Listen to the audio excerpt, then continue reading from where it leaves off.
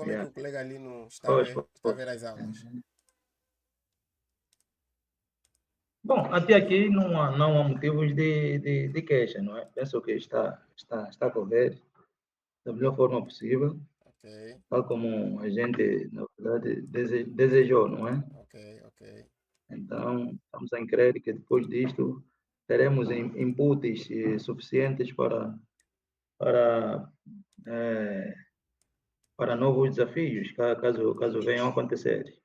Não, e tem que acontecer mesmo, tem que acontecer. Yeah, Não, com certeza, o objetivo é este.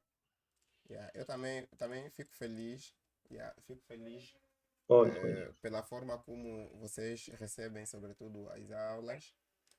Uhum.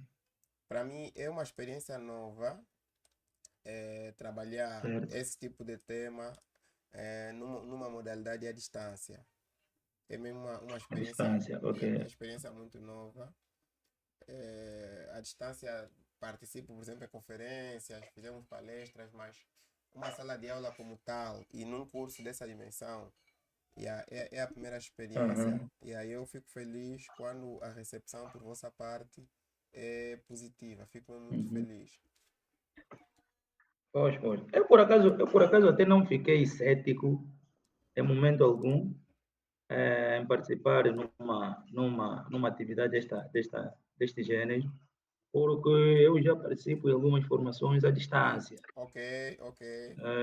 Por já tenho feito muitas formações na minha área, sobretudo, né? Formação, área técnica, Aham. eh, a partir de universidades brasileiras. É aquela componente que também diferenciou e muito bem da extensão universitária. Ok, ok. Eh, Acho que nós aqui, infelizmente, ainda estamos um pouquinho atrasados, Sim, comparando com os brasileiros. sim, sim, sim. Os brasileiros têm uma testa, pelo menos em termos de extensão universitária, estão sempre a promover formações. Eu, por acaso, dificilmente em 12, 3 meses tem sempre uma formação nova. Eu aproveito através de universidades brasileiras, Uhum. por exemplo, Universidade do Rio de Janeiro, Universidade, acho que Paraná, qualquer coisa parecida. Sim, sim, sim. Neste momento, terminei uma formação em mapeamento interativa, Ok. através de OpenStreetMap, foi promovida pela Universidade eh, do Rio de Janeiro. Agora estou mais a fazer uma outra formação, que também é com o mesmo objetivo, que é promovida por uma outra universidade brasileira. Acho que é Panamá, se não estou, ou Paraná, uma coisa parecida, Ok. e tem a ver com geoprocessamento. Yeah. Geoprocessamento. E pronto, então tenho aproveitado essa extensão universitária dos outros países, já que as formações são grátis, não é? Sim, sim, sim. Que se na verdade se a gente fôssemos a pagar, estaríamos aí na ordem, na ordem de cento e tal, 200 mil kwanzas, e eles Sim, estão a sim. promover essas formações de forma grátis, então, pronto, temos procurado forma de participar, não é? Modos a ganharmos craquejo nessas novas tecnologias, ensinos à distância e tudo mais, modos que, pronto, a gente estejamos preparados para os desafios que possam surgir. Sim, olha, Yeah. e Por falou. isso, quando vi esta formação à distância, pronto, algum momento hesitei porque sabia como é que funciona e é sempre uma mais-valia, não é? E pronto, então aí estamos a dirigir. Sem problemas, eu fico feliz por isso. E por outra, falava Pois, da pois. extensão, falava da extensão universitária e a forma em que as nossas instituições articulam a extensão universitária. Olha, e falou muito bem, nós temos um problema em Angola, é, Uhum. temos um problema em Angola. Nós ainda não conseguimos perceber o que é extensão universitária de verdade. ainda não conseguimos perceber, porque Exatamente. é, o Brasil é um dos países que está mesmo muito, mas muito desenvolvido do ponto de vista de extensão universitária. Está mesmo muito desenvolvido. É um dos países que está mesmo Realmente. muito desenvolvido. E eles têm uma experiência muito grande quando o assunto é extensão universitária. Nós, em Angola, se falarmos da história da extensão universitária, o primeiro evento sobre extensão universitária aconteceu, na altura eu já era estudante, na Escola Superior Pedagógica do Bengo e também já era funcionário. Aconteceu em 2017. Foi em 2017, Uhum. tanto que se procurarmos escritos sobre a extensão universitária a nível do país, vamos encontrar poucos escritos. E dentre as instituições pioneiras da extensão universitária está a Escola Superior Pedagógica do Bengo. Tanto que no meu projeto do final do curso eu falei sobre o impacto social das ações de extensão universitárias desenvolvidas pela Escola Superior Pedagógica do Bengo. Tive como amostra, um dos projetos de extensão universitária que trabalhava com as crianças portadoras de necessidades especiais. E sendo formado em psicologia, eu fiz Uhum. esse mesmo trabalho. E felizmente eu participei da fundação da primeira revista angolana de extensão universitária. É a única também no país. Até agora, é a primeira revista de extensão no país e é a única. E sendo Certo. única e primeira do país, talvez o que seria, quer dizer, o que se poderia dizer é que então a Escola Superior Pedagógica do Bengo é uma das instituições que mais publica nessa revista. Infelizmente não. Infelizmente, nem a Escola Superior Pedagógica do Bengo tem um número aceitável de autores que publicam nessa mesma instituição. Infelizmente. Então, a nossa grande dificuldade, primeiro, está em compreender o que é extensão universitária. E depois, o outro problema, quando nós discutimos sobre regime jurídico, o 9090, como é que é? 9009 ou 0990, acho que é isso. O antigo regime jurídico do subsistema do ensino superior, que orientava o subsistema do ensino superior, é o decreto 9009, é isso, de 1990, 9009. Em nenhuma parte desse mesmo decreto falava eh, sobre a questão da implementação da extensão universitária. Se o Muito professor. boa noite, Caio. Muito boa noite, colegas. Ainda não começamos com as aulas, estamos só aqui a tentar refletir um pouquinho. E se os professores, por Pois, exemplo. não estávamos ali a ouvir. Ah, não estavam a me ouvir? Agora estão a me ouvir? Não, não. Agora está melhor. Acho que é a rede. Deixa só conectar. Deixa só fazer conexão com dois aplicativos. Ok. Sim, como eu ia dizendo, se nós olharmos para, se olharmos para os estatutos das instituições, estatutos orgânicos das instituições de ensino superior, antes de 2022, penso eu, quando se recriou praticamente as instituições todas, vamos conseguir observar que em nenhuma parte falava, por exemplo, de que as universidades devem desenvolver, dentre as várias ações, a investigação científica e a extensão universitária. Só falava ensino, investigação, desenvolvimento. Ensino, investigação, desenvolvimento. Penso eu que esse elemento também contribuiu de certa forma para que as universidades não desenvolvessem esse quesito. Felizmente, com a nova reforma do ensino superior, hoje já temos uma orientação, só que anteriormente as universidades tinham o vice-reitor, não sei o que lá, para a extensão universitária. Agora já não tem. Quer dizer, quem cuida da extensão universitária é o centro de estudos e o vice-presidente para vice-reitor ou vice-diretor ou vice-presidente para os assuntos científicos. Para não monopolizar muito a conversa, eu vou querer ouvir dos colegas. Já estamos aqui a conversar com o colega Lino. Eu vou agora pedir que pelo menos. Lídio. Ah, colega Lídio, sim, estou aqui a ver. Acho que está um pouquinho fusco o meu ecrã. Oi. Sim, eu quero ouvir um feedback. Hoje, a nossa aula, vamos falar sobre tendências, tendência, tendência pedagógica contemporânea. Mas são poucos slides. Eu quero reservar esse momento para para ter um feedback de vocês do que vocês estão a achar da formação, o que vocês estão a achar da formação, o que vocês esperavam, será que as expectativas estão a ser atingidas ou não?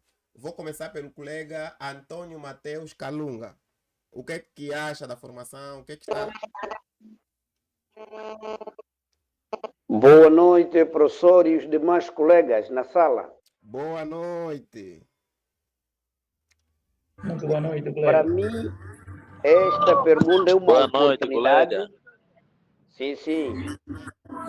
Para mim, é uma oportunidade que eu encontrei neste momento, porque anos atrás vinha à procura em como me encontrar ou como matricular, mas Deus bateu a porta nesse momento e eu devo agradecer por tudo quando o senhor Felipe fez para que eu tivesse essa grande oportunidade. Segundo a pergunta, como vai? Graças a Deus estamos indo bem. Desde o primeiro dia em que nós começamos a ter aulas, estou satisfeito porque é um curso que me fazia falta na minha vida e estou a complementar e obrigado por ter te abrido esta visão. Esta é a minha palavra.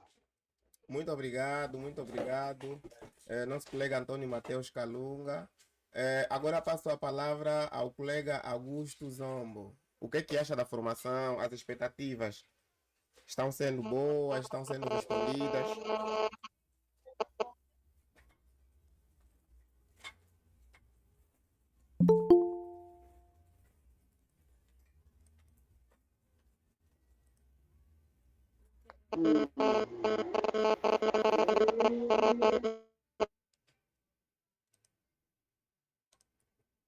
Colega Augusto.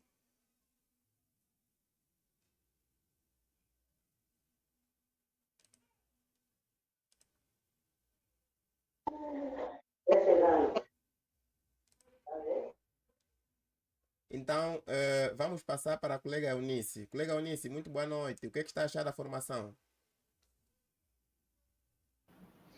Boa noite, professor e todos os colegas. Da minha parte, estou a gostar da formação. Até o momento, o teor dessa formação tem superado as expectativas. O professor tem conseguido abordar temas que, pronto, eu, quando ouvia falar em agregação pedagógica, não pensava até aí. Mais do que simplesmente ensinar, o professor tem falado muito da responsabilidade que os professores têm, os desafios que podemos enfrentar e como superá-los. Então, até o momento está a ser boa a formação. E espero que os próximos módulos com outros professores também ultrapassem as expectativas. Muito obrigado, colega Eunice. Colega Gerson Kulemba. Acho que o colega Gerson Kulemba só entrou hoje, né? Ou não? Sim, não, estive na primeira aula, mas a outra não consegui participar por causa da internet. Eu, como quase minha vida é só estradas, então estou nessa situação, pessoal. Mas não conseguiu acompanhar porque eu gravo as aulas, depois eu coloco no canal. Não conseguiu acompanhar também a segunda aula?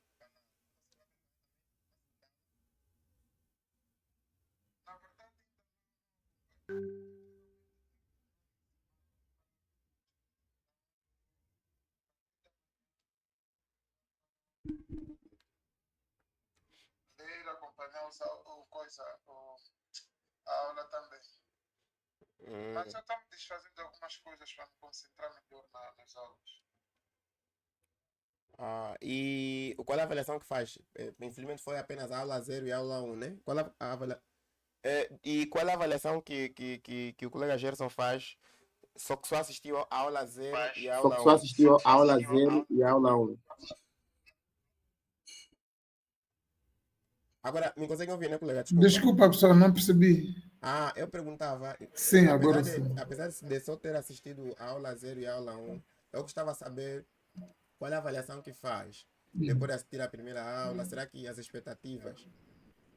Porque daqui a pouco vamos avançar para alguns aspectos mais práticos. Não, compreendo. Para ser sincero, me surpreendeu pela positiva, desde a primeira aula, da aula 0 até a aula 1, eu percebi coisas que não tinha ouvido antes, para ser sincero, porque, sobretudo, até quando falamos dos objetivos, de quem atinge os objetivos, né? Pronto. Eu tinha uma confusão psicológica, mas agora compreendi. E tem outras aberturas que o professor esteve a falar, sobretudo o auxílio, no caso da inteligência artificial, criou-me muito mais interesse também, porque eu queria tanto aprender sobre isso também, a IA, no caso, para me auxiliar em algumas coisas que eu faço. E eu estou quase lutando com a procrastinação. Eu tenho muito esse problema de deixar tudo para depois. Então, às vezes, devem me puxar, pelo menos, me alertem sempre para ver se eu não deixo isso também para depois. Mas gostei, para ser sincero, gostei e estou gostando, sobretudo da interação também dos colegas temos, né? Temos conversado pouco, mas mesmo assim estou aprendendo muita coisa nisso. E obrigado por me incluírem na turma, no caso, né? Na verdade, eu é quem agradeço. Eu é quem agradeço. Colega Micaela Mujinga, qual é a avaliação que faz, as expectativas? Muito boa noite, senhor professor e demais colegas. Pronto, a nossa avaliação com relação àquilo que têm sido as aulas, não é? É positiva. Tem estado a superar as expectativas. No primeiro dia tivemos a aula 0, os módulos e os repito hoje, os módulos foram muito bem estruturados. Nesta prática, tem usado para as pessoas, facilita muito o entendimento, não é? Quando ouvia sobre a agregação pedagógica, não pensava eu que englobava muitos aspectos e muito o professor tem focado naquilo que era a responsabilidade, mas o professor na sala de aula ou no envolvimento dos alunos.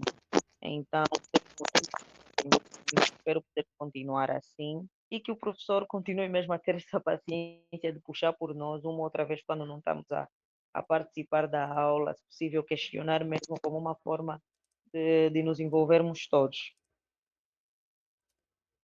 Muito obrigado, colega Micaela. Eu agradeço. Colega Zino, colega Ndofula, Zino Ndofula.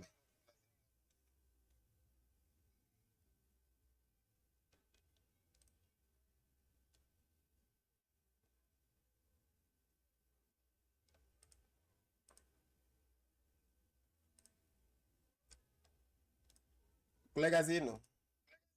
Algumas falhas, sim. Sim, eu perguntava a mesma questão que eu fiz. O que acha o que está achando do curso? Se está a conseguir superar a expectativa? O que nós podemos melhorar para que nós possamos fazer o nosso Alô? curso perfeito ao nosso nível?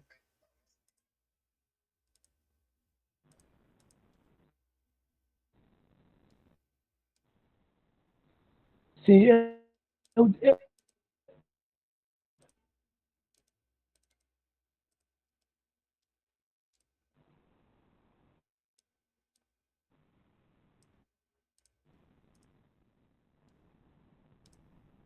Acho que os demais colegas conseguem me ouvir, né? Sim, pelo menos eu Conseguimos, consigo. senhor professor. Ouvir o professor, Estamos mas escutando. não conseguimos ouvir o colega Zino. O colega Zino, sim, também não consigo lhe ouvir.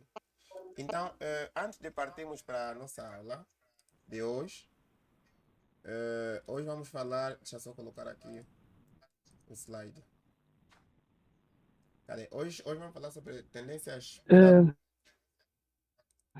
Colegazinho, voltou? Muito obrigado. Muito obrigado. Boa noite. Eu dizia que o curso está indo bem, está indo muito bem. Apesar de algumas falhas, que não dependem propriamente do curso, é ligado muito mais à internet. Às vezes nós já estamos na sala de aula, mas deixamos de ouvir o professor.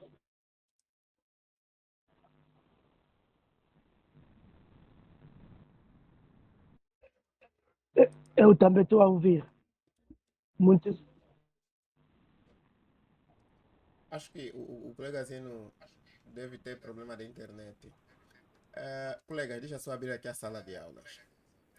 Antes de entrarmos para o nosso tema de hoje, que é tendência pedagógica contemporânea, penso que alguém enviou uma mensagem. Sim, colega Micaela, tem a palavra, por favor. Muito obrigada, professor. Era só para dar uma sugestão ao colega Andopula.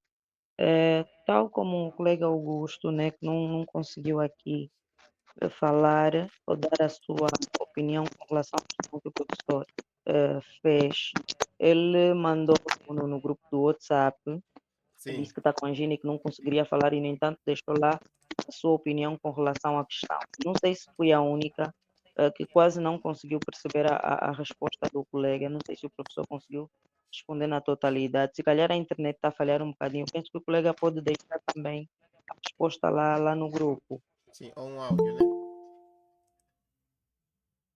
Um áudio. Na verdade, muito obrigado, colega Micaela. Obrigado mesmo. Colegas, deixa eu ver qual é o tema. Sim, eu deixei aqui fiz de propósito, eu deixei aqui esse tema no fórum para discussão. Desde já, primeiro, estão de parabéns a todos os colegas que estão a participar nesse debate, né? Estão a participar nesse debate, estão a discutir, apresentando algumas questões em função do tema professor ou facilitador. Estão todos de parabéns, porque um dos grandes objetivos, para além de discutirmos o tema em causa, mas um dos grandes objetivos também é nós termos domínio da plataforma, porque a realidade é assim, nos exige e nós temos que aprendermos a lidar com as novas tecnologias educativas. É a nova tendência do mercado educacional, é a nova tendência social, é a nova tendência mundial. Mas agora, eu falava nas aulas anteriores de que o professor do ensino superior deve estudar 3, 4, 5 vezes mais em relação ao seu estudante, sob pena dele cair no descrédito. Eu acompanhei aqui todos os pensamentos, eu acompanhei e felizmente eu consegui perceber que nós temos colegas que já utilizam inteligência artificial. Agora, uma das vantagens da inteligência artificial é que nos deu as respostas que nós queríamos, ou então as respostas que eu pedi. Mas a inteligência artificial não tem um sentimento humano naquilo que ele escreve. E é necessário que o professor tenha a mínima noção de como é que a inteligência artificial escreve e de que forma é que a pessoa humana escreve, sob pena de nós mandarmos um trabalho ao nosso aluno e o nosso aluno, sem saber o trabalho, como é que funciona, sem entender o próprio tema, o que acontece? Ele vai até a inteligência artificial, pega a inteligência artificial, nos dá como resposta e nós acreditarmos que é a forma de pensar desse estudante. Não sei se consigo me fazer perceber. A inteligência artificial é um instrumento fixe, bom, uau, para o processo de ensino-aprendizagem é. Temos que usar? Temos. Mas existem alguns problemas ou algumas consequências negativas caso nós, enquanto professores, não conseguirmos ou não sabermos usar essa inteligência artificial. Porque eu sempre digo ou fui dizendo nas aulas passadas, onde o nosso estudante está, nós também devemos estar lá, para que nós possamos perceber o que ele faz, como é que ele faz, de que forma, o porquê que ele faz aquilo, e nós conseguimos ter alguma bagagem. Então, o risco da inteligência artificial é nós conseguirmos enganar. A mim, por exemplo, alguns colegas não conseguiram me enganar porque eu li o texto, eu já sei que não é a forma de pensar do professor. É uma forma de pensar muito mecânica, não reflete uma forma humana de pensar. Então, nós vamos falar sobre tecnologia educativa. Felizmente, eu é quem vou dar esse tema. Vamos falar sobre tecnologia educativa. Então, vamos usar alguns truques que podemos implementar no uso da inteligência artificial para que o texto que a inteligência artificial vai nos passar não seja 100% mecânico. E nós vamos poder ver, por exemplo, como é que a inteligência artificial escreve para que nossos estudantes não nos enganem. Porque aqui, entre todos nós somos professores ou seremos professores, é muito normal nós discutirmos isso de forma aberta. Mas se torna perigoso quando nós aqui, enquanto professores, não conseguimos dar conta quando é que nosso estudante usou inteligência artificial e quando é que não usou inteligência não usou inteligência artificial. E hoje, por exemplo, a inteligência artificial consegue nos fazer um trabalho e um trabalho que vai ser muito difícil encontrarmos na Google, por exemplo. Ele faz um trabalho, organiza, nos entrega. Se nós não tivermos uma capacidade de pensamento muito mais além que a do nosso aluno, nós vamos acabar caindo no descrédito, se assim posso dizer, porque o aluno vai saber nos fintar. Então, nós não podemos nos deixar fintar pelos nossos estudantes. Era apenas essa parte introdutória que eu queria aqui apresentar para vocês.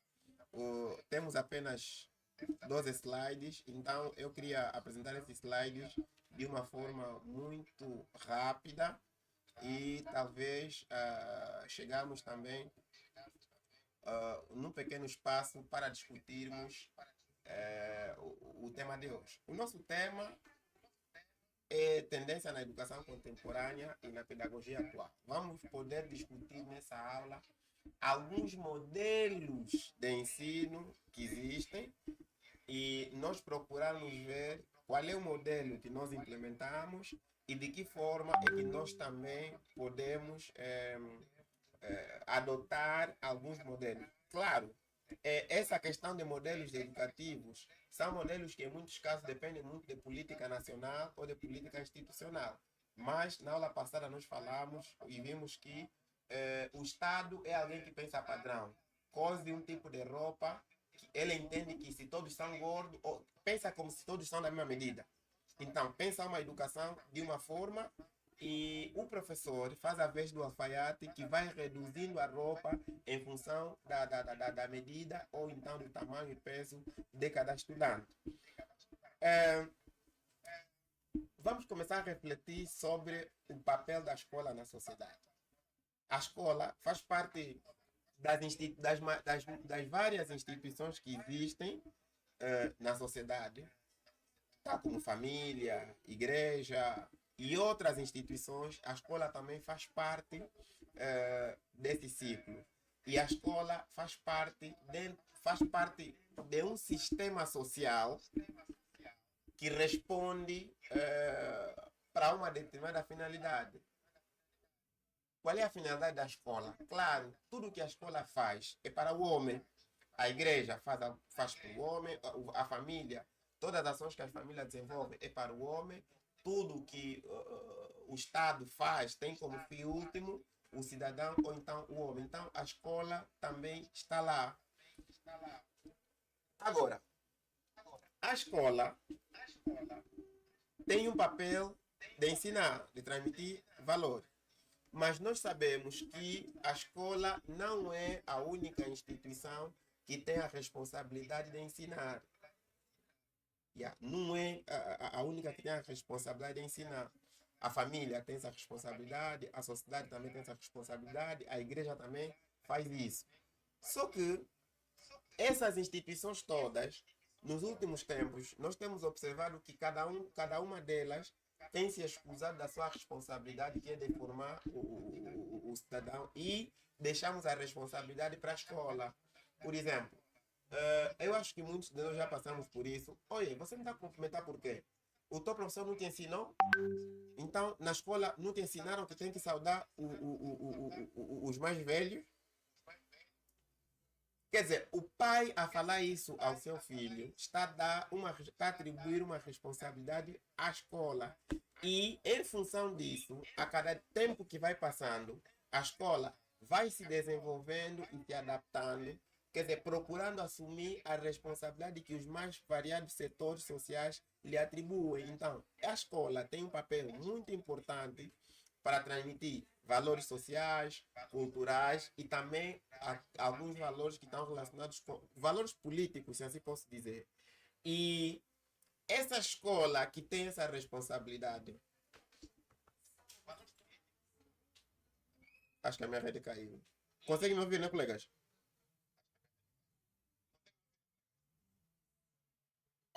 Sim, professor. Sim, professor. Muito forte. Conseguimos, Ok. professor. Sim, estamos a escutar. Sim, a escola quer dizer, foi obrigada, ou cada dia que passa, ela é obrigada a se readaptar, a se reinventar em função da responsabilidade que ele tem e da responsabilidade que os outros atores sociais também lhe passam. Porque nós vamos encontrar em muitos casos pais que matriculam o filho na escola, nem conhecem qual é a sala em que o filho estuda, mas ele quer ver o filho dele formado. Ele se esquece, ou talvez não sabe, que existe uma triangulação da formação da personalidade do filho dele, onde tem a escola, tem a família e tem a sociedade. Só que esse miúdo que está na escola, o coitado sofre na sociedade, porque a escola não lhe perguntam se a escola não lhe ensinou, sofre na família, lhe perguntando que a escola não lhe ensinou isso.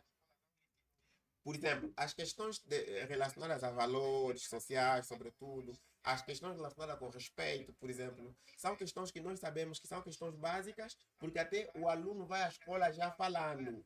Então, se nós recebemos um miúdo que já fala, é porque ele já domina alguns conceitos básicos. Quem lhe ensinou esses conceitos? Claro, aprendeu na sociedade, aprendeu também no seio da família. Então, a escola, em função dessa grande responsabilidade que lhe atribuem, ela acaba tendo vários desafios para que ele possa acompanhar as transformações da sociedade atual.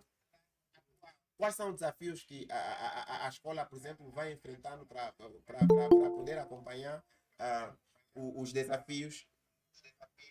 Quais são os desafios que ele vai enfrentando?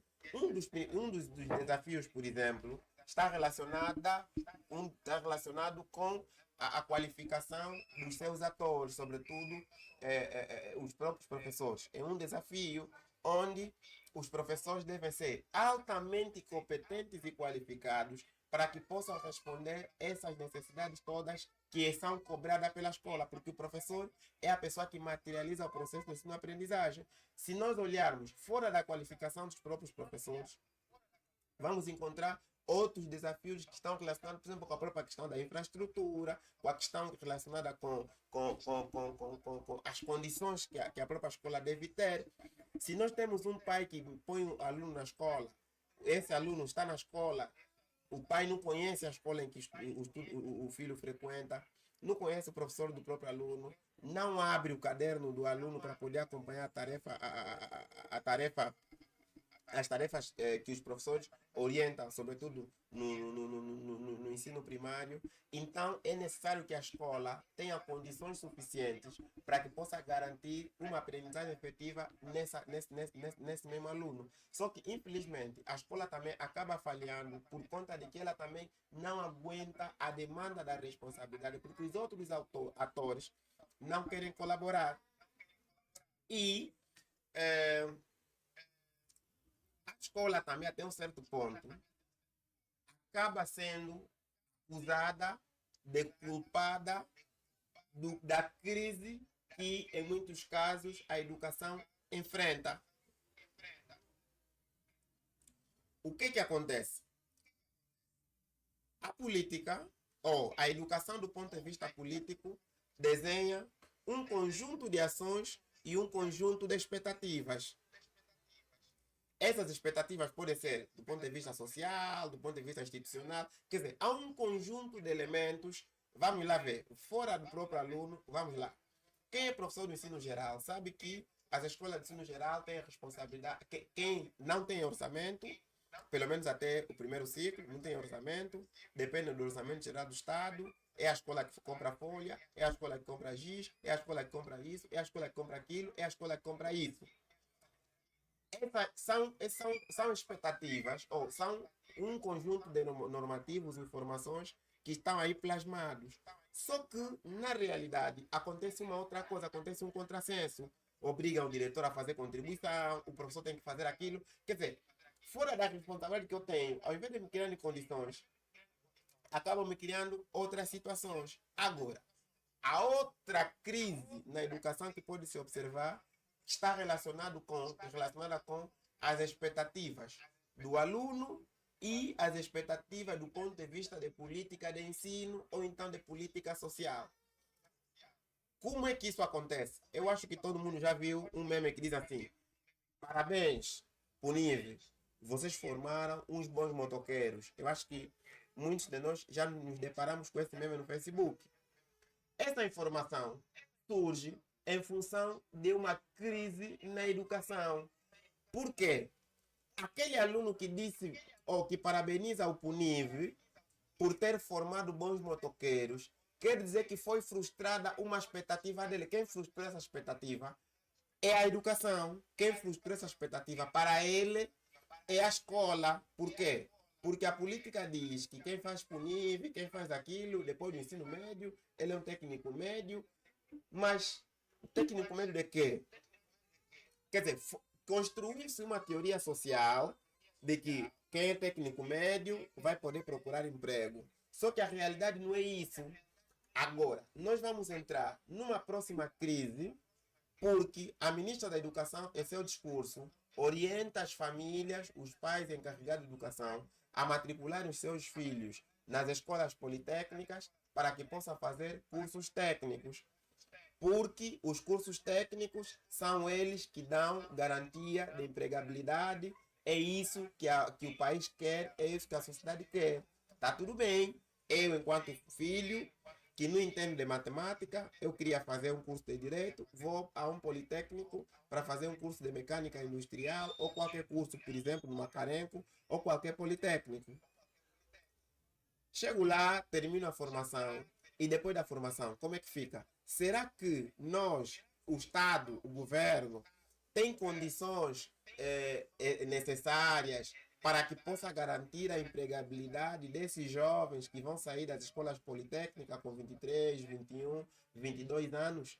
Essa é uma pergunta que nós precisamos refletir. Não é uma questão política, mas é de refletirmos enquanto acadêmicos, enquanto professores. Quer dizer que nós estamos a criar um problema para poder trazer um outro problema. Vamos, por exemplo, olhar para as escolas de formação em saúde.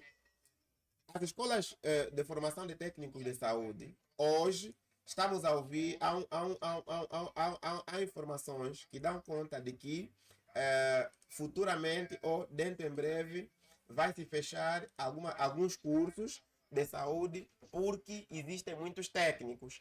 Mas agora vamos encontrar um contrassenso.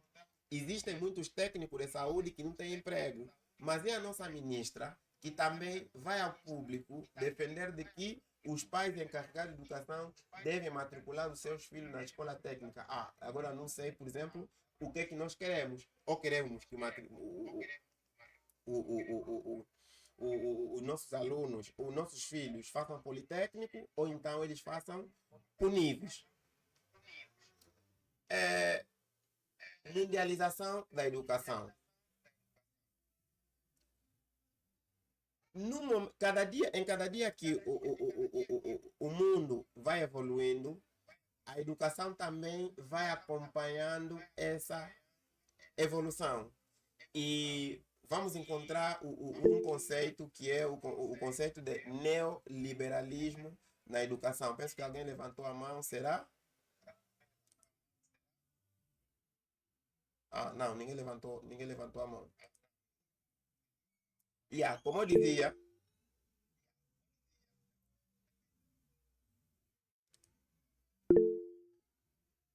isso então tá, saiu, tá a entrar. Ok, como eu dizia, vamos encontrar o conceito do neoliberalismo. Professor Felipe. Sim, sim. Professor Felipe. Desculpa por interromper. Eu gostaria de ter algumas luzes sobre a crise na educação. De que educação que nós estamos a abordar? A educação de base, a crise na educação, em que contexto? Não percebi bem. Ok. Nós estamos a refletir a educação do ponto de vista geral, porque a crise na educação se dá a partir do momento em que não se consegue equilibrar as expectativas da sociedade ou então da instituição, que em muitos casos essas expectativas estão desconectadas com a realidade do próprio aluno, por exemplo, ou as expectativas do aluno. O aluno, quando vai a uma instituição escolar, quando vai se inscrever numa instituição, ele vai com uma expectativa. Só que essa expectativa começa a ser frustrada quando, por exemplo, aquilo que ele esperava não encontra. Vamos aqui olhar. Quantas instituições de ensino superior públicas têm dificuldade, por exemplo, de um laboratório? São várias. Depois, vamos agora olhar, por exemplo, quantos jovens são formados, são licenciados, não têm emprego, por exemplo. São vários.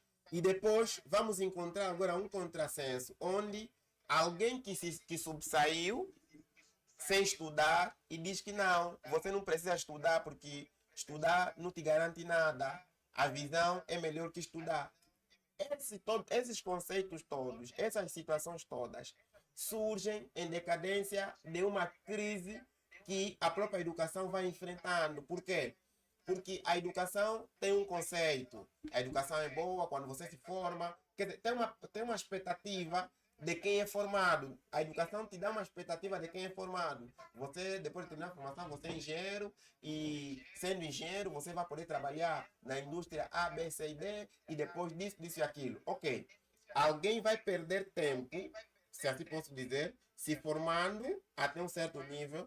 Só que quando ele sair, a sociedade espera o quê? Espera que esse jovem aplique aquilo que ele aprendeu numa indústria, nesse caso, aplique estando empregado. Só que o que vai acontecer é o quê? Esse cidadão que se formou está desempregado. Depois, vamos olhar de um outro lado, alguém que terminou apenas a 9ª classe ou a 8ª classe, está, do ponto de vista social, melhor posicionado, e essa pessoa levanta para falar diante daquele que se formaram, dizendo assim, olha, estudar não te garante nada, então eu não estudei, eu estou aqui. Então, nessa altura, aqui a sociedade nos ensina que o mais importante é você ter visão do que você estudar, porque a visão é mais importante do que o próprio estudar. Quer dizer, nós acabamos de colocar a própria educação em crise, em função de quê? De uma expectativa que se construiu, de uma narrativa que se construiu, infelizmente, não vão de acordo com aquilo que é o real e aquilo que é o ideal. Penso que lhe fiz perceber.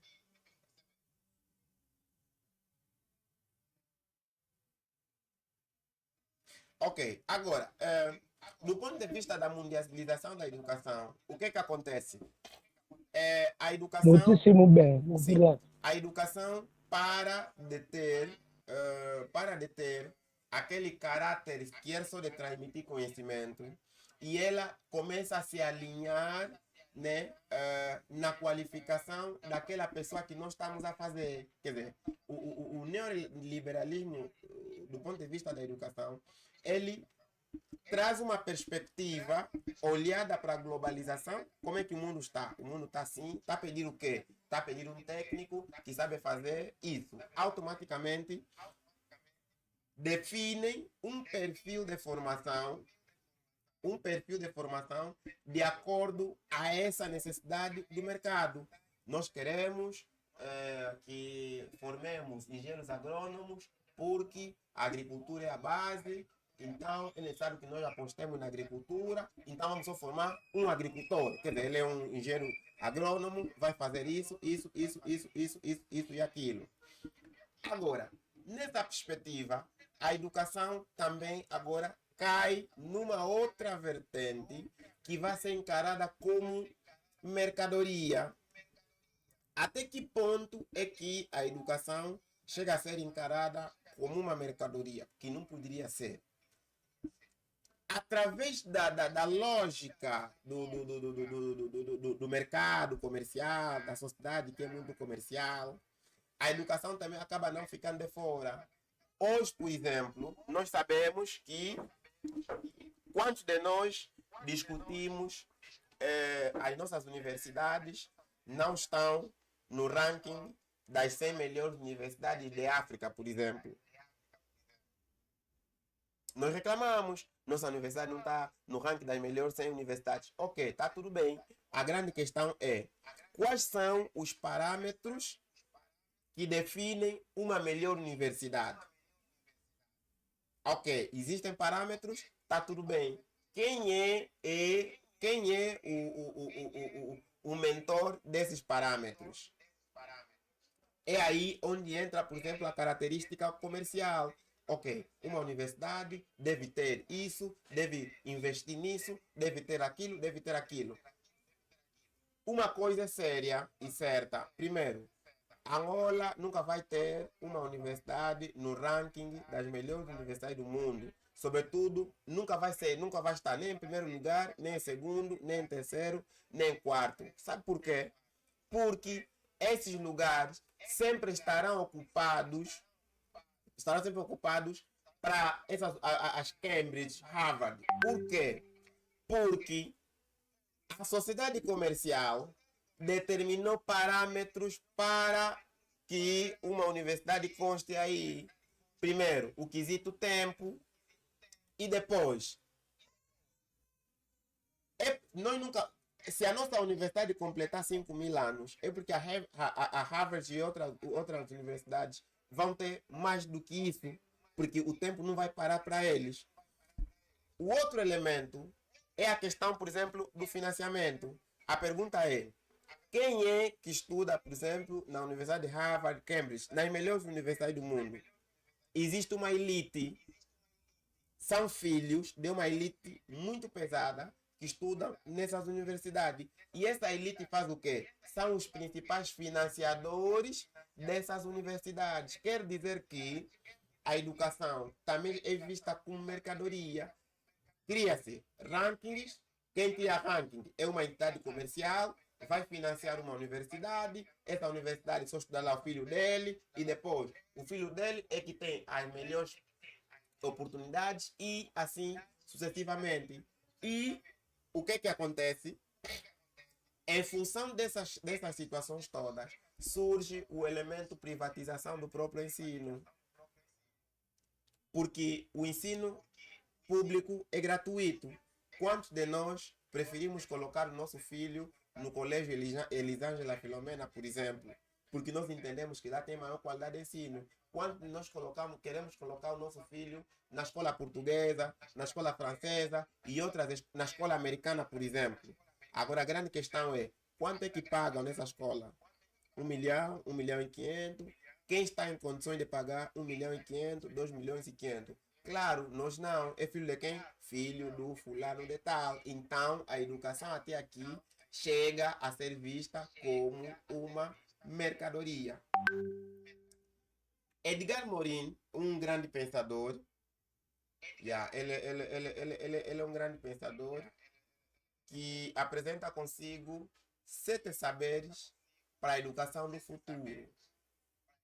Ele traz uma perspectiva de que tipo de educação o nosso futuro precisa. Não uma educação como mercadoria, não uma educação muito tecnocrata, que só forma um técnico, quer dizer, é como se fosse um robô, que só faz isso e não faz aquilo. Então, ele propõe 7 saberes. Por que ele propõe isso? Ele primeiro fala do conhecimento pertinente. Ele discute que é necessário que a educação integre. É necessário. Agora consegue me ouvir, né?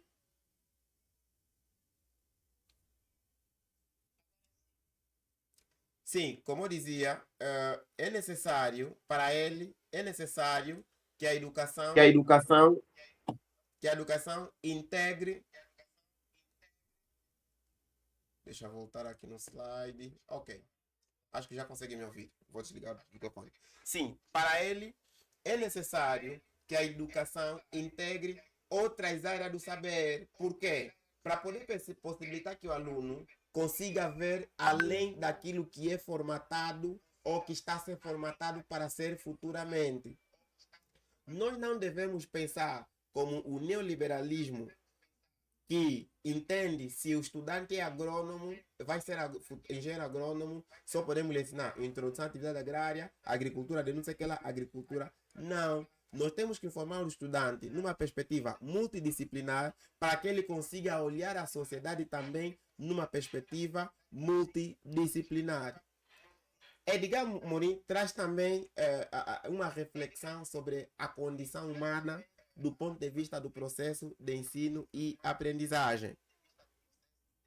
Para ele, a educação deve valorizar a interconexão entre uma disciplina e a outra disciplina, para que o aluno consiga associar a teoria e a realidade dele e ele consiga olhar para a realidade. Importa referir aqui, caros colegas, nós somos professores e a nossa responsabilidade vai além do que simplesmente ensinar biologia, ensinar química, ensinar matemática, ensinar física.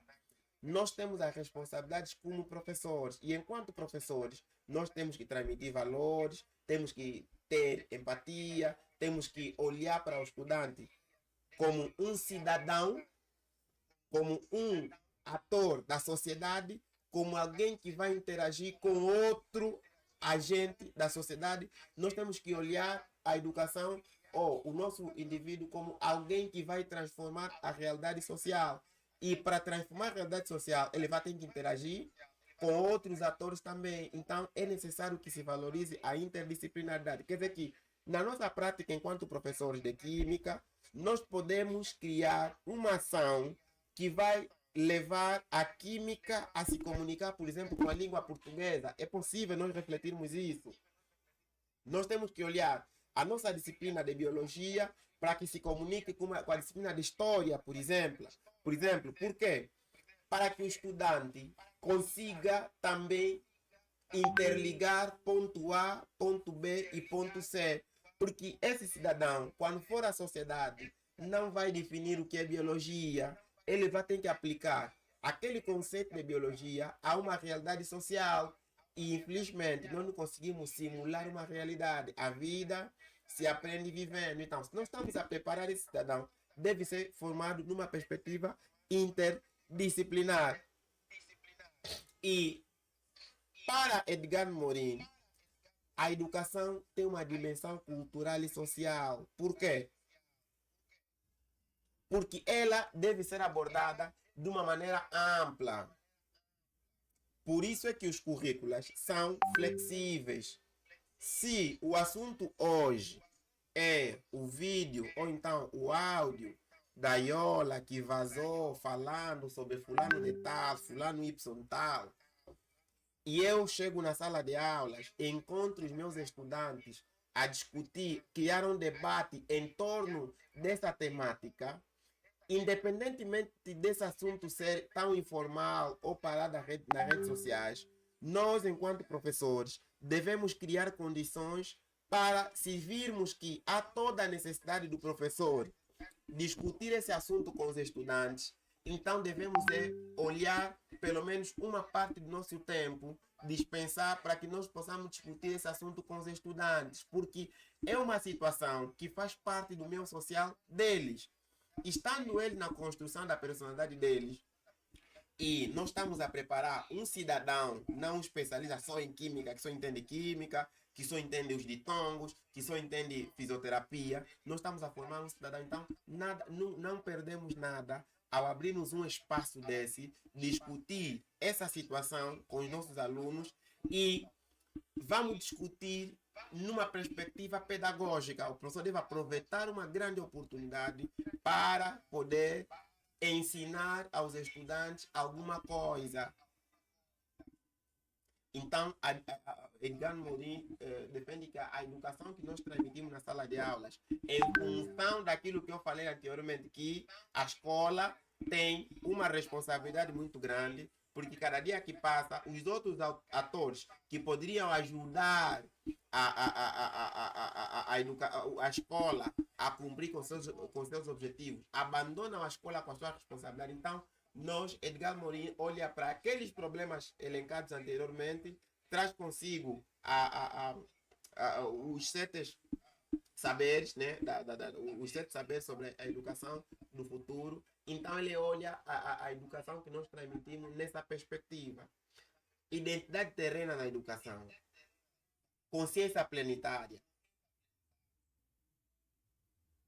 Ok, é necessário ensinarmos aos nossos alunos um senso de pertencimento global nos nossos alunos.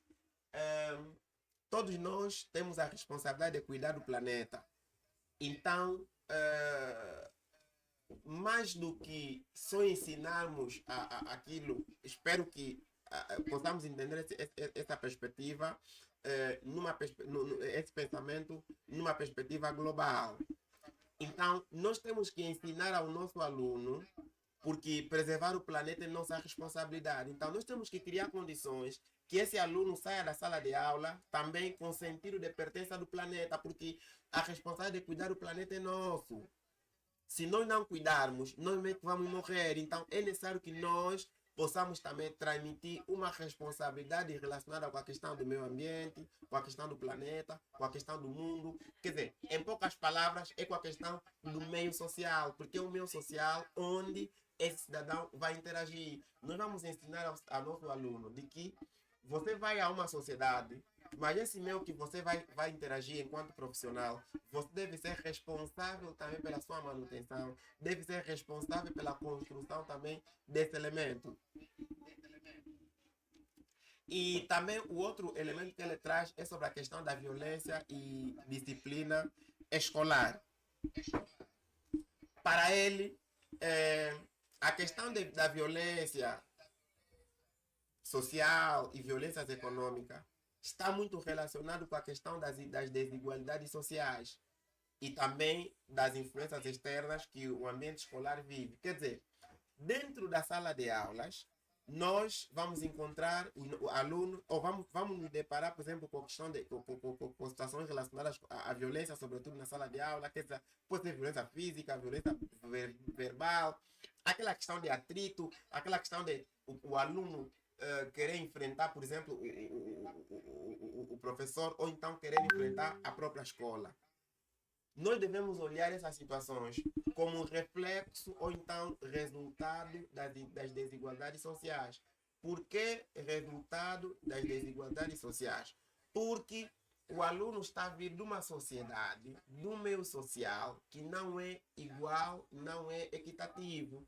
E não sendo igual, não sendo equitativo, esse aluno, eu falei na aula passada a característica dos nossos alunos, eles não têm um comportamento igual, não têm um perfil igual. Os alunos têm idades diferentes, forma de pensar diferente, problemas sociais diferentes. Então, Edgar Morin traz aqui o resultado de um comportamento que vem em função das desigualdades sociais. Quantos alunos, por exemplo, sofrem bullying no ensino primário porque não vestem bem, por exemplo? E esse é um fator que pode trazer consigo violência na escola, mas é resultante de quê? É resultante de desigualdades. E o que é que nós devemos fazer? Claro, criar medidas preventivas. Mas como é que nós devemos criar medidas preventivas? Primeiro, para que nós possamos criar medidas preventivas, é necessário nós entendermos a origem do problema. Por isso é que nós estamos aqui a refletir do ponto de vista teórico as causas desse comportamento e, em função disso, nós criamos estratégias pedagógicas eficazes para que nós possamos reduzir esse tipo de comportamento. Como criar? A pergunta seria essa, né? Como é que nós devemos criar as estratégias pedagógicas para poder reduzir a violência escolar, para nós poder, por exemplo, mediar conflito na sala de aula entre estudantes, ou então mediar um conflito entre estudante e eu enquanto professor.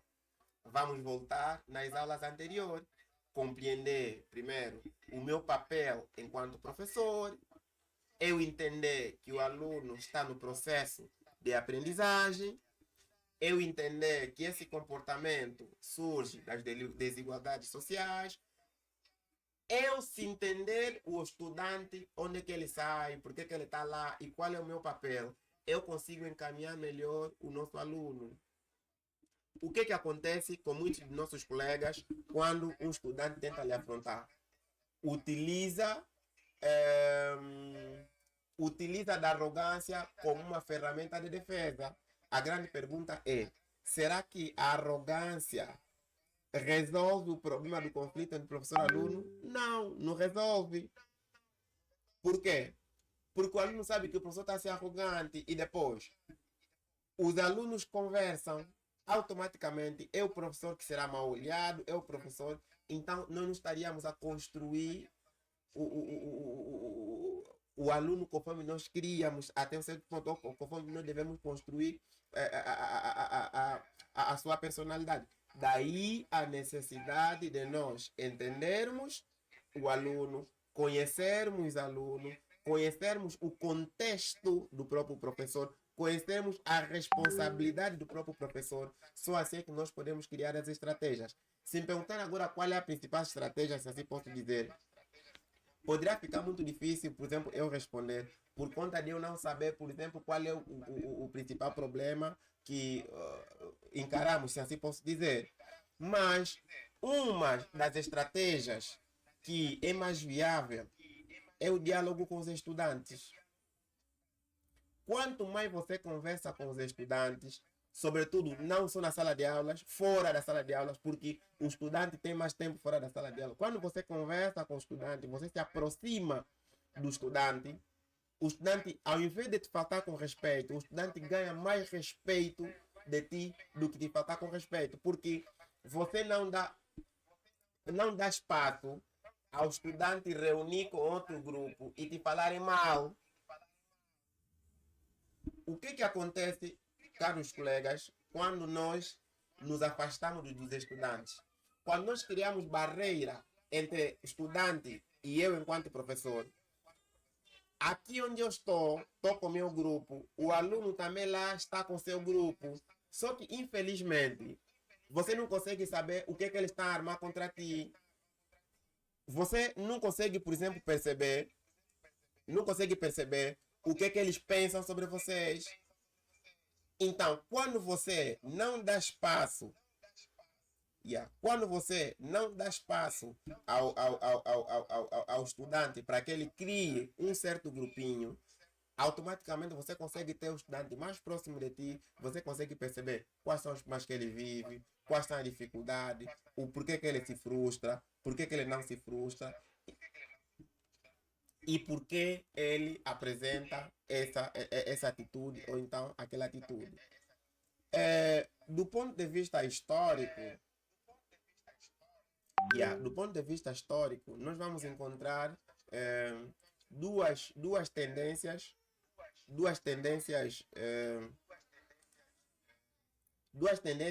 tradicionais, né,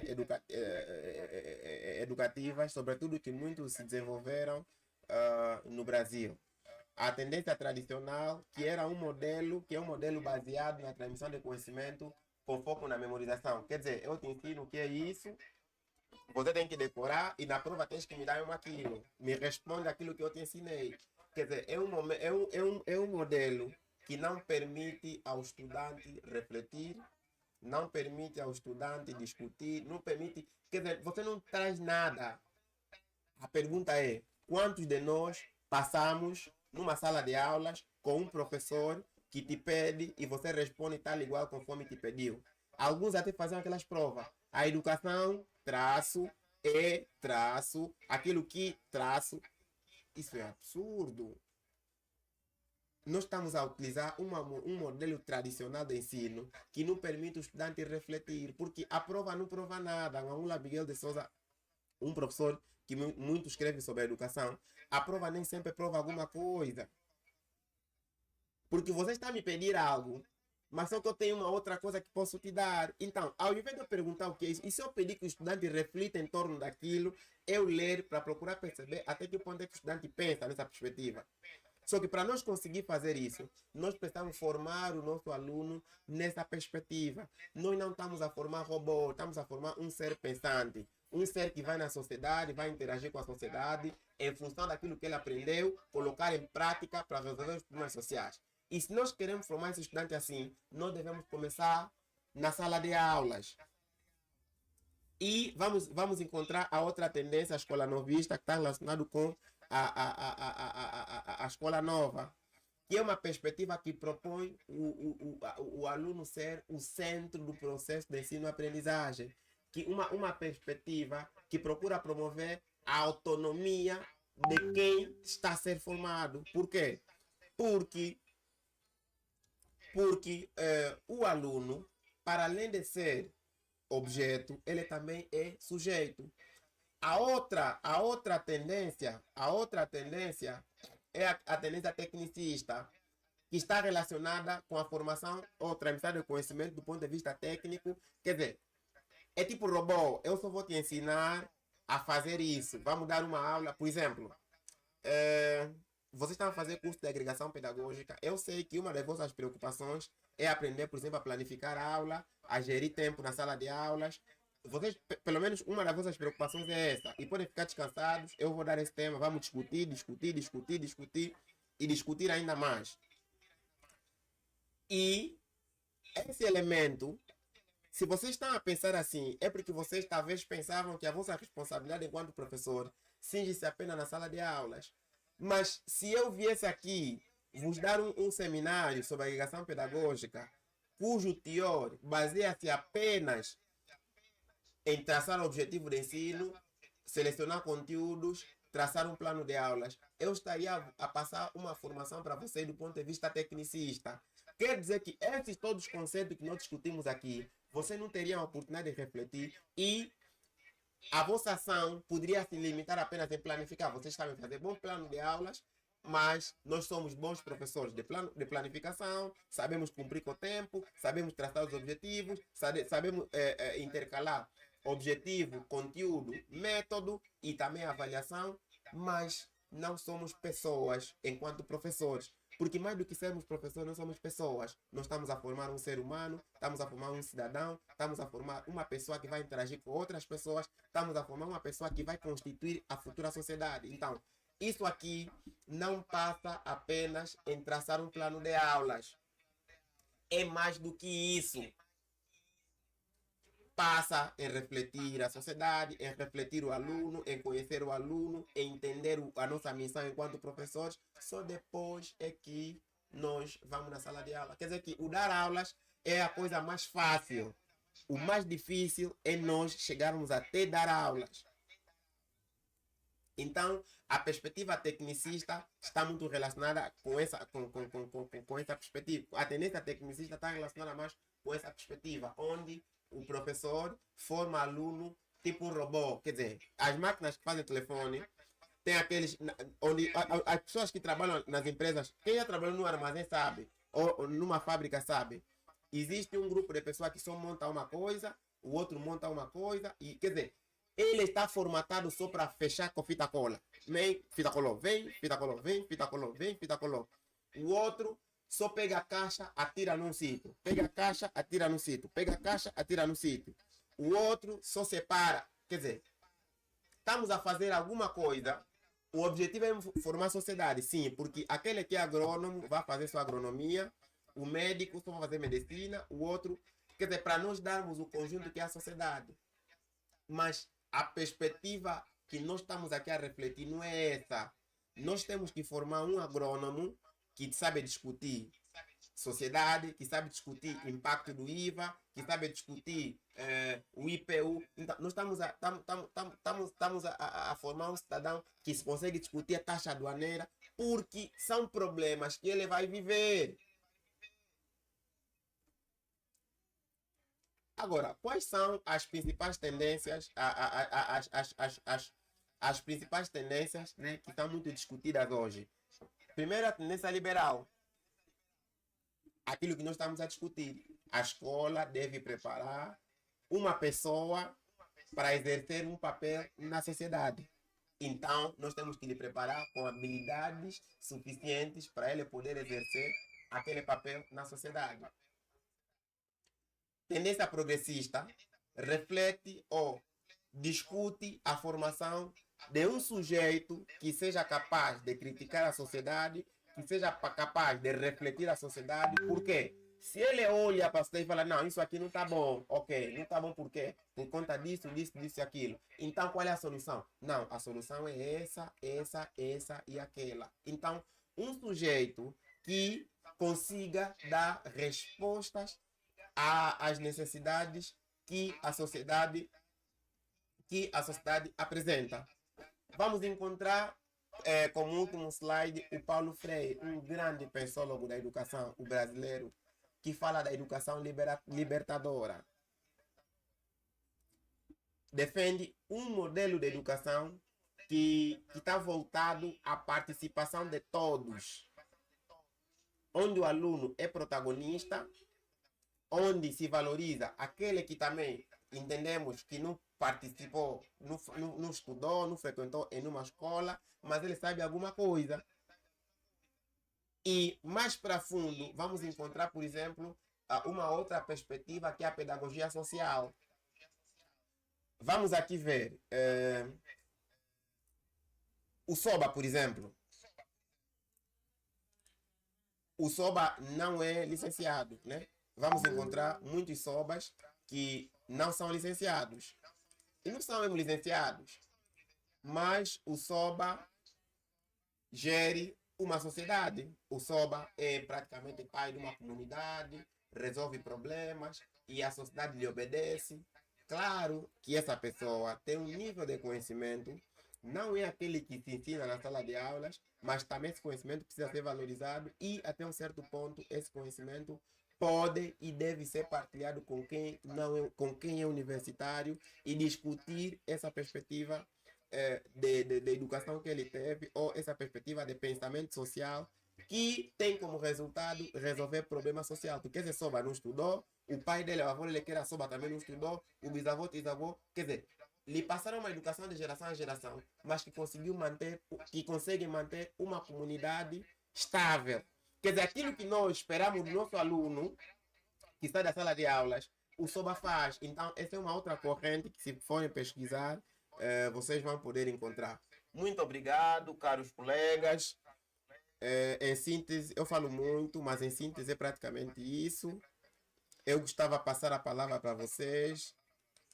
Se tem alguma dúvida em que posso ajudar-vos, a compreender algum conceito ou outro que não foi assim bem discutido. Tem a palavra, colegas.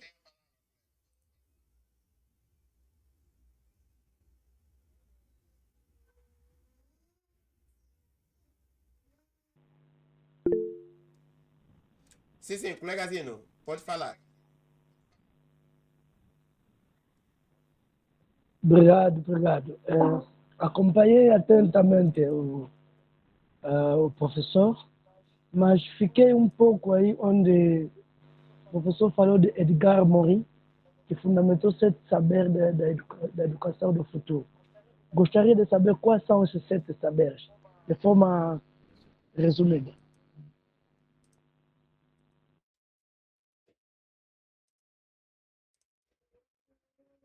Ok. Muito obrigado, colegazinho. Deixa só fazer aqui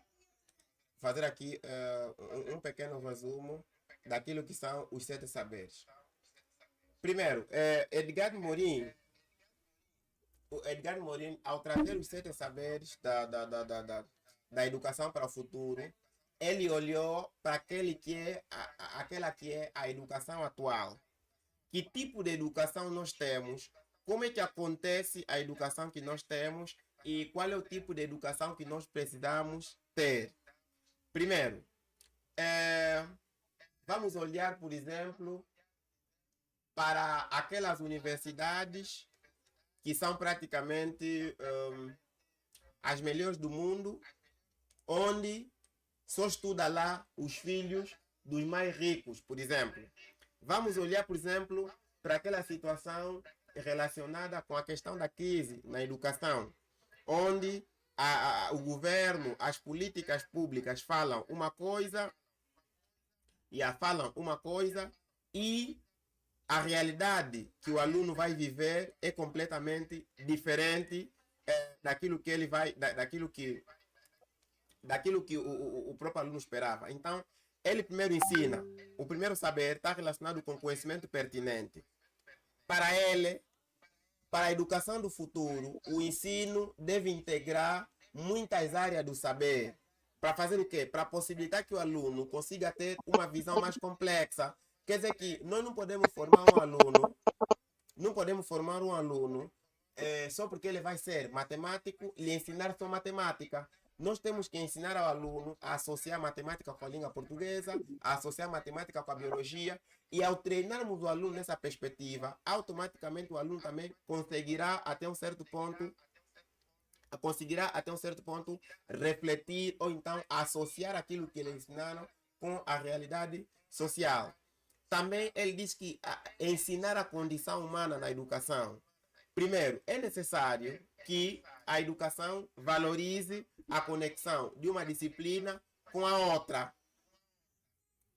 Nós temos que valorizar a ligação de uma disciplina com a outra, porque nós podemos fazer com que a biologia se comunique com a química, com que a química se comunique com a história, com que a história se comunique com a geografia. Nós conseguimos fazer isso. E ao fazer esse exercício, nós estamos a treinar o nosso aluno também a associar situações sociais com a realidade, com aquilo que ele aprendeu, que vai resultar o quê? Na transformação da realidade social.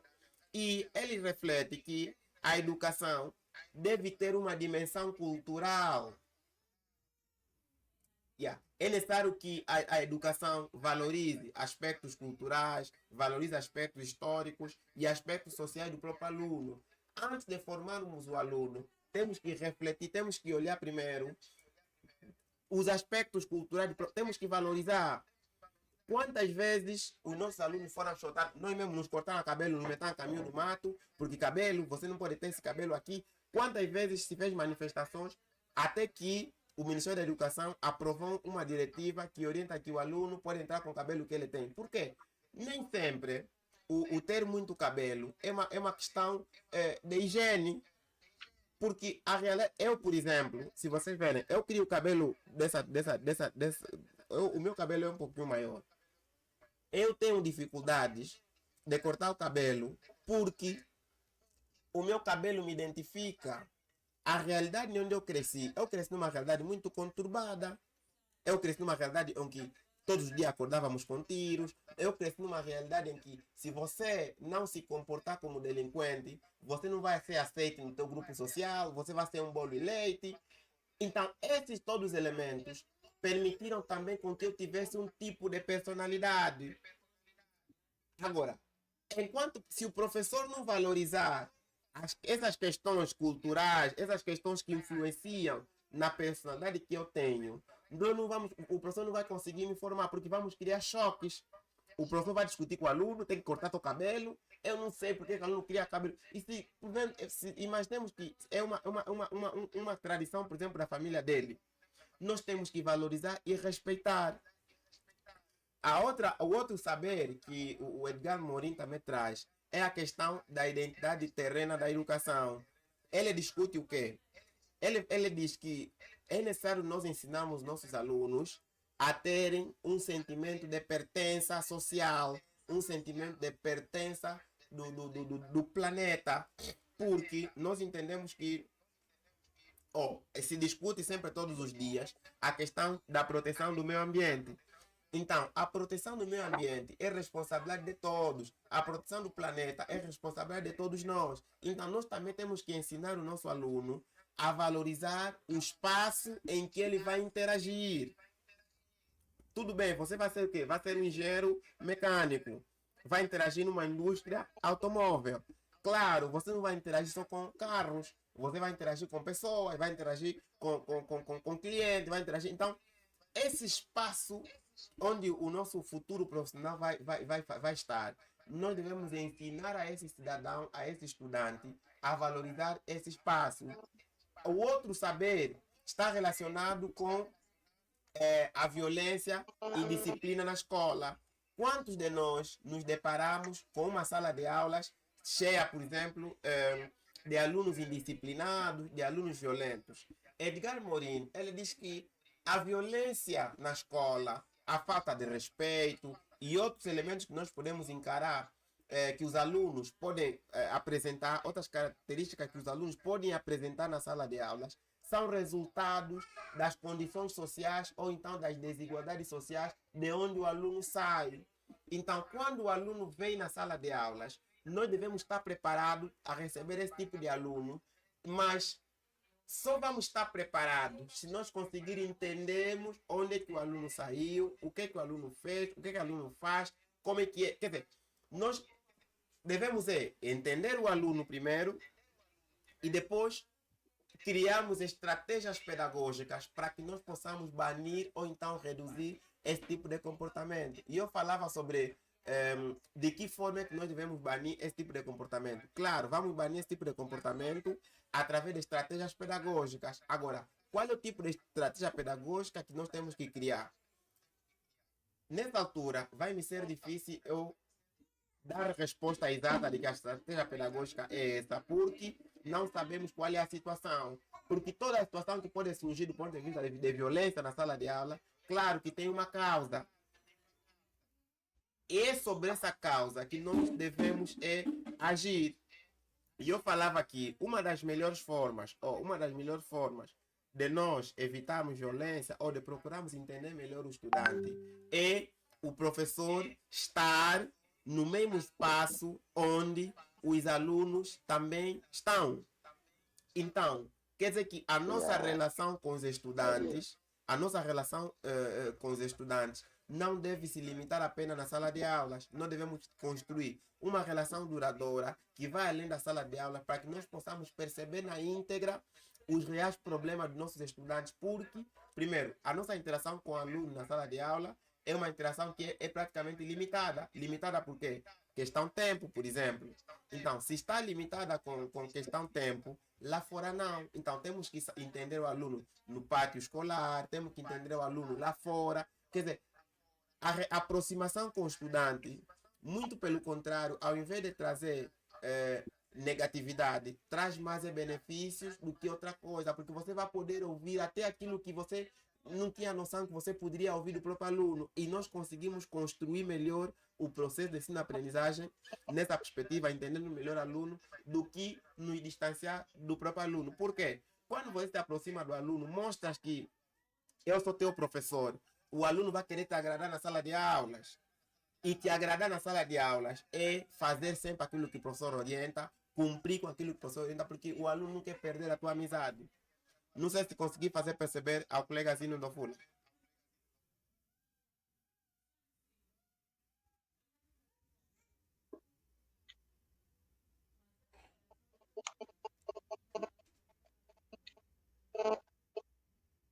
Sim, colegas, quem tem dúvida, por favor, pode apresentar.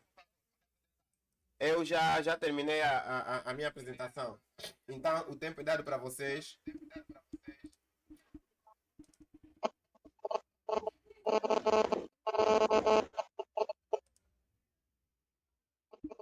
Até que não temos dúvida, podemos encerrar com a aula.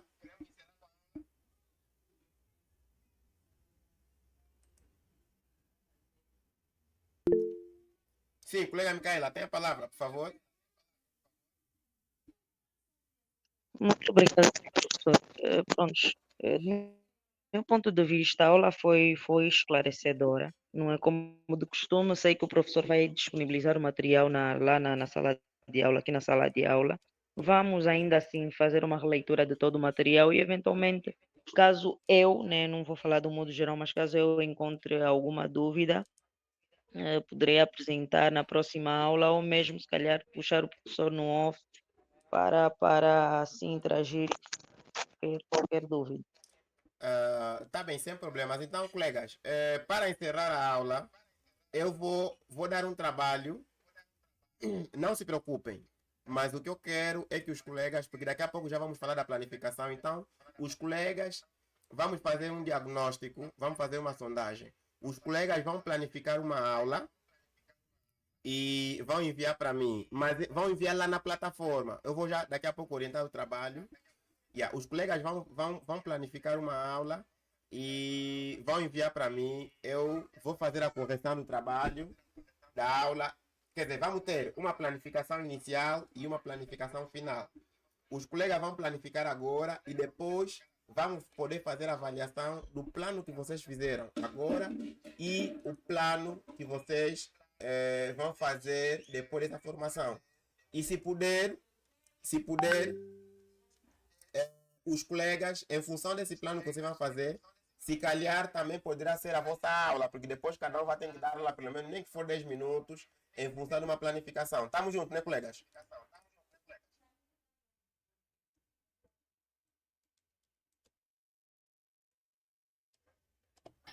Vamos Tá sim, bem, senhor professor. professor. Ok, então, muito obrigado, caros colegas. Muito obrigado por estarem ali. Eu desejo um ótimo final de semana para vocês. Na segunda-feira, eu penso que na segunda-feira vamos começar com outro módulo que será ministrado pelo professor Adson Junqueira. Mas caso ele não esteja disponível, vou tentar fazer um reajuste para ver se enquadramos o outro formador. Mas na segunda-feira eu vou interagir com ele durante o final de semana e depois eu vos comunico durante o final de semana no grupo.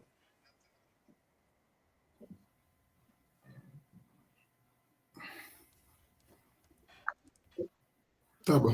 Ok, muito obrigado. Muito então. obrigado, senhor professor. Ok, tchauzinho. Até a próxima Tá bem, semana. professor. Bom final de semana. Bom final de semana para todos. Ok.